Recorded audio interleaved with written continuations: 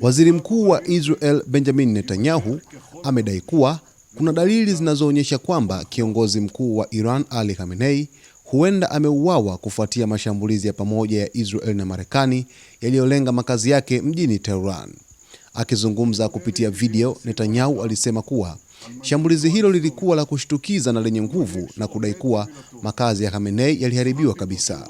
Hata hivyo, hakutoa ushahidi wowote kuthibitisha madai yake. Aliongeza kuwa kuna dalili nyingi zinazoashiria kuwa kiongozi huyo wa juu wa Iran huenda hayuko hai. Mbali na hilo, Netanyahu alisema mashambulizi hayo pia yaliwalenga na kuwaondoa baadhi ya viongozi waandamizi wa Iran, wakiwemo maafisa wa Islamic Revolutionary Guard Corps IRGC pamoja na watu wanaohusika na mpango wa nyuklia wa nchi hiyo. Alisisitiza kuwa Israel itaendelea na mashambulizi zaidi katika siku zijazo, akisema maelfu ya malengo mengine ya Iran yataendelea kushambuliwa. Kwa upande wake, Iran imejibu mashambulizi hayo kwa kurusha makombora na ndege zisizo na rubani kuelekea Israel na vituo vya kijeshi vya Marekani vilivyopo katika ukanda wa Mashariki ya Kati. Waziri wa mambo ya nje wa Iran Abbas Araghchi alisema mashambulizi ya Iran yalilenga vituo vya kijeshi pekee na hayakulenga nchi yoyote moja kwa moja.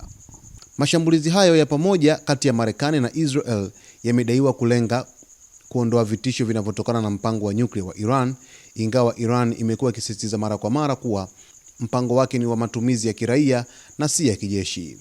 Hali hiyo imeongeza mvutano mkubwa katika Mashariki ya Kati, huku hofu ya kuongezeka kwa vita kamili kati ya pande hizo ikiendelea kuongezeka. Waziri Mkuu wa Israel Benjamin Netanyahu mapema jioni ya leo amedai kwamba kiongozi mkuu wa Iran huenda ameuawa katika mashambulizi ya pamoja ya Israel na Marekani, huku minong'ono ikizidi kuendelea zaidi na taarifa zikizidi kuibuka kumhusu Ali Khamenei, kiongozi mkuu wa serikali ya mapinduzi ya Kiislamu, kumhusu Ali Khamenei, kiongozi wa Jamhuri ya Kiislamu ya Iran. Basi tutazidi kufuatilia kwa karibu, mtazamaji, ili tukupatie kile ambacho unastahili kukipata wakati wote.